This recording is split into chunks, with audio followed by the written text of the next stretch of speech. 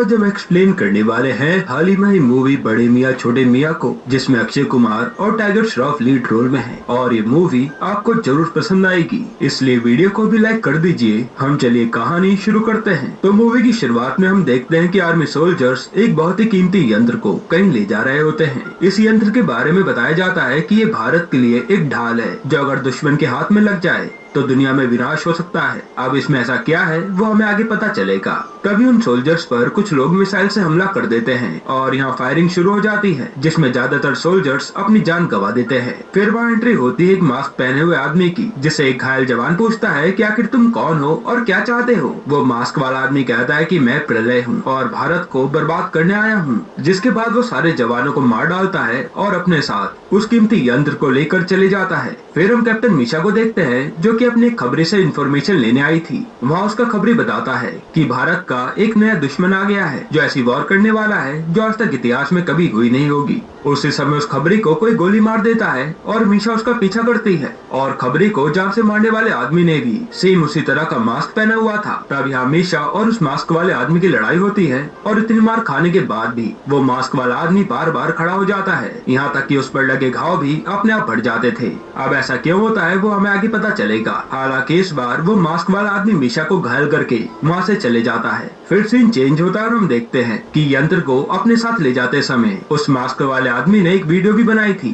जिसमें उसने भारत को खत्म करने की साफ साफ धमकी दी थी और आर्मी को चैलेंज भी किया था कि मुझे 3 दिन में पकड़ सकते हो तो पकड़ लो, क्योंकि तुम्हारा यंत्र मेरे पास है और इससे मैं भारत को नक्शे से मिटा दूंगा। यह देखकर इंडियन गवर्नमेंट की हालत खराब हो जाती है कि वो अपना इतना कीमती यंत्र वापस कैसे लाएंगे, क्योंकि वो आदमी तो साइको लग रहा था, जो दुनिया को ही खतरे में डाल सकता है। तब उस यंत्र को वापस लाने की जिम्मेदारी कर्नल आजाद को मिलती है, जिसके बाद आजाद सर को इस साइको से लड़ने के लिए 2 नाम याद आते हैं, राकेश और फिरोज, जिनके निकनेम थे फ्रेडी और रॉकी। अब मिशा के पूछने पर आजाद सर उसे इन दोनों के एक बड़े मिशन के बारे में बताते हैं, जिससे उनकी काबिलियत का पता चल सके। फिर हमें 8 साल पहले का सीन दिखाया जाता है, जहाँ अफगानिस्तान में कुछ आतंकवादियों ने इंडियन एम्बेसडर और उसकी फैमिली को बंदी बना लिया था, और उनकी मांग थी कि उनके एक साथी को छोड़ दिया जाए, जो कि एक बहुत बड़े टेररिस्ट का बेटा था। आजाद सर कहते हैं कि हम उस टेररिस्ट को नहीं छोड़ेंगे, इसलिए तुम्हें कैसे भी करके उन होस्टेजेस को बचाना होगा। अब इस मिशन का नाम उन्हें समझ नहीं आता, तो उनके सामने जो फिल्म चल रही थी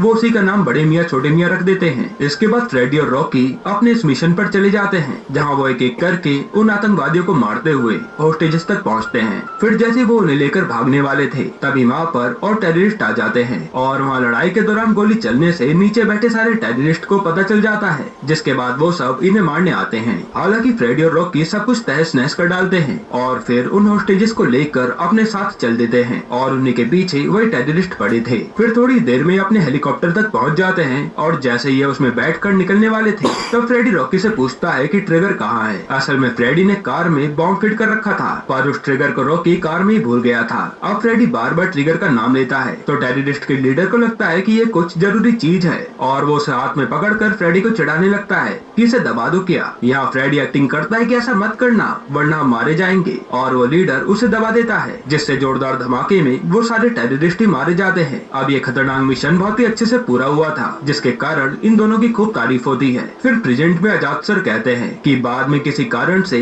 उन दोनों का कोर्ट मार्शल करके उन्हें सीना से निकाल दिया गया था। अब ऐसा क्यों वो हमें आगे पता चलेगा। फिर आजाद सर मिशा को कहते हैं कि तुम इन दोनों का पता करो कि ये कहाँ पर हैं, और इन्हें कैसे भी मना कर हमारे मिशन के लिए लेकर आओ। जिसके बाद मिशा पहले तो रॉकी के पास जाती है, जो कि अब फायर ब्रिगेड में जॉब कर रहा है, और यहाँ वो पहले मना करता है, लेकिन फिर तुरंत मिशा के साथ मिशन पर चल देता है। फिर ये दोनों फ्रेडी को लेने जाते हैं, जो अब एक ऑयल फैक्ट्री में काम करता है, और वो दोनों के साथ आने के लिए मना कर देता है कि मैं इतनी बेइज्जती होने के बाद सेना में वापस नहीं आऊंगा। तब रॉकी उसे समझाता है कि देश को हमारी जरूरत है, लेकिन फ्रेडी का जवाब ना ही था। जिसके बाद रॉकी और मिशा ही इस मिशन को पूरा करने चल देते हैं। अब ये दोनों लंदन पहुँच जाते हैं, क्योंकि इन्हें इन्फॉर्मेशन मिली थी कि वो यंत्र लंदन पहुँच चुका है, और वहाँ वो एक हैकर से मिलते हैं जिसका नाम पैम होता है, और पैम उन दोनों को अपने साथियों से मिलवाती है, जिसके साथ मिलकर ये अपने मिशन को अंजाम देंगे। अब इन्हें ये तो पता था कि मेट्रो के नीचे एक खुफिया सुरंग है, और उसी में एक वॉल्ट है, जिस वॉल्ट में वो यंत्र रखा गया है। हालांकि इस वॉल्ट की निगरानी 24 घंटे होती है, इसलिए इन्हें बहुत बचकर उस वॉल्ट तक पहुंचना होगा। तब ये एक सॉलिड प्लान बनाते हैं, और रॉकी जैसे तैसे करके उस वॉल्ट तक पहुंच जाता है। फिर वहाँ उसका सामना कई सारे गुंडों से होता है, जहाँ शुरुआत में तो रॉकी सब पर भारी पड़ रहा था, पर थोड़ी देर में गुंडे उसे पकड़कर मारने वाले होते हैं। अब यहाँ एंट्री होती है फ्रेडी की, जो कि रॉकी को बचाने आ गया था। फिर ये दोनों यहाँ सारे गुंडों का खात्मा करके वॉर्ड के अंदर उस यंत्र को देखने जाते हैं। तब यहाँ रिवील होता है कि जिस यंत्र को उस मास्क वाले आदमी ने उठाया था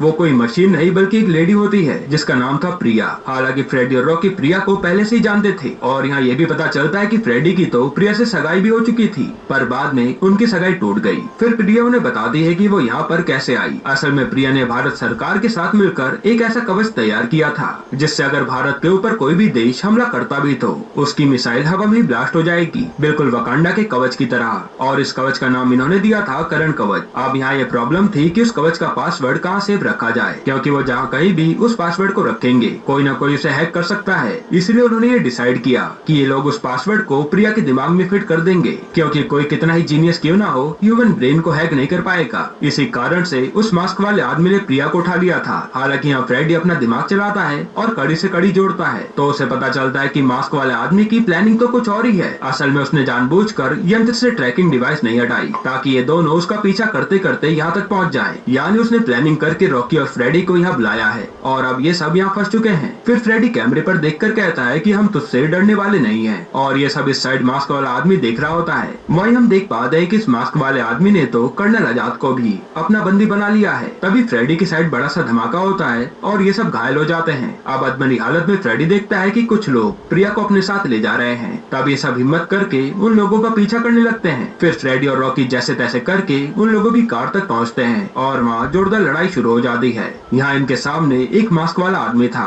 जिसने शुरू में भी मीशा को घायल किया था। वो फ्रेडी और रॉकी दोनों पर ही भारी पड़ रहा था, पर फ्रेडी जैसे तैसे करके उसे नीचे गिरा देता है। फिर ये लोग जैसे प्रिया को लेकर वहाँ से जाने लगते हैं तब इन्हें काफी सारे लोग आकर घेर लेते हैं और बंदी बना लेते हैं। तब यहाँ पर असली मास्क वाले विलन की एंट्री होती है। वो कहता है कि हर दुश्मन कभी न कभी दोस्त जरूर होता है और वो अपना फेस रिवील करता है और इस मास्क वाले आदमी का नाम होता है कबीर, जो कि रॉकी और फ्रेडी का कभी बेस्ट फ्रेंड हुआ करता था। इसके बाद कहानी 7 साल पहले जाती है जहाँ कबीर भी पहले इन्हीं के साथ मिलिट्री फोर्स का हिस्सा था और उसने 15 साल लगाकर एक ऐसा क्लोन बनाया था जो अपने दिमाग से सोच सकता है। और यहाँ कबीर का कहना था कि अब से हमारे देश के जवान शहीद नहीं होंगे और अगर कोई मरेगा तो वो क्लोन होंगे, क्योंकि अब कबीर ज्यादा मात्रा में क्लोन बना सकता है। यह आइडिया इनके हेड को भी काफी पसंद आता है, लेकिन यहाँ कबीर एक बात ये भी कहता है कि इन क्लोन के ब्रेन को एक हेड कंट्रोल करेगा जिसके कहने पर क्लोन किसी भी हद तक जा सकता है। यह सुनते मिलिट्री वालों को ये बात पसंद नहीं आती, क्योंकि अगर ये क्लोन किसी गलत इंसान के हाथ में लग गए तो वो इससे भारत को नुकसान पहुंचा सकता है। फिर इस प्रोजेक्ट के लिए वोटिंग कराई जाती है कि इसे चलने दिया जाए या बंद कर दिया जाए, जिस पर फ्रेडी और रॉकी प्रोजेक्ट को बंद करने के लिए हाथ उठा देते हैं और सबकी मंजूरी से उस प्रोजेक्ट पर बैन लगा दिया जाता है,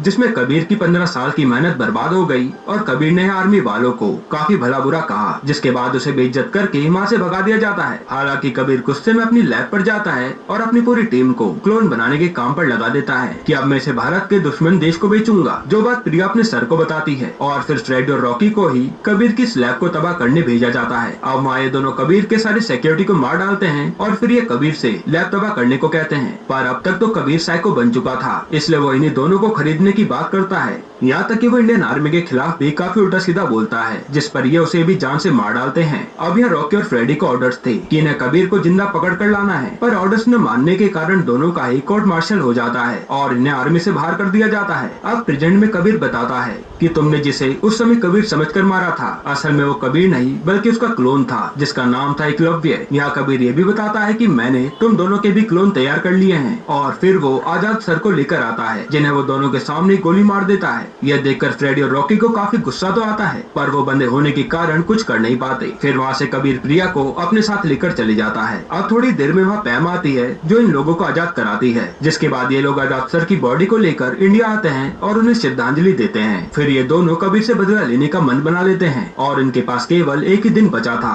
कबीर को पकड़ने के लिए, वरना कबीर भारत का वो कवच हटाकर उस पर हमला कर देगा, जिससे भारत तबाह हो सकता है। इसके बाद ये दोनों ज्यादा समय वेस्ट नहीं करते और अपने सुपीरियर की परमिशन लेकर ये कबीर के अड्डे पर पहुंच जाते हैं और वहाँ जोरदार फाइटिंग शुरू हो जाती है, जहाँ ये कबीर की पूरी फौज को मार गिराते हैं। इसके बाद इनका सामना अपने ही जैसे दिखने वाले क्लोन से होता है जो इन दोनों पर भारी पड़ रहे थे और उन पर किसी भी वार का कोई असर नहीं हो रहा था। ये क्लोन बार बार मार खाते और फिर एनर्जी से लड़ने लगते। तब फ्रेडी और रॉकी एक प्लान बनाते हैं और उन दोनों को एक बड़े से ट्रांसमीटर के पास लाकर धमाका करके उसमें ढकेल देते हैं, जिसमें वो क्लोन वहीं जलकर मारे जाते हैं। इधर कबीर प्रिया के ब्रेन से करंट कवच का पासवर्ड निकाल लेता है और भारत की प्रोटेक्शन को ऑफ कर देता है। फिर वो कई सारी मिसाइल भारत की तरफ लॉन्च भी कर देता है, जिसके बाद फ्रेडी और रॉकी सीधा कबीर से आकर भिड़ जाते हैं। और यहाँ कबीर इन दोनों पर ही भारी पड़ रहा था, क्योंकि उसने टेक्नोलॉजी की हेल्प से खुद को पावरफुल बना लिया था। अब ये दोनों कबीर से खूब मार खाते हैं। फिर जब कबीर इनकी बेइज्जती करता है तो दोनों को काफी गुस्सा आता है और फिर ये उसे करंट की मदद से जान से मार डालते हैं। हालांकि अब यहाँ वो मिसाइल भी भारत में एंटर करने वाली थी, इसलिए इन्हें जल्दी से कवच का पासवर्ड पता करके करंट कवच को एक्टिवेट करना था, जो कि कबीर ने पासवर्ड बदल दिया था।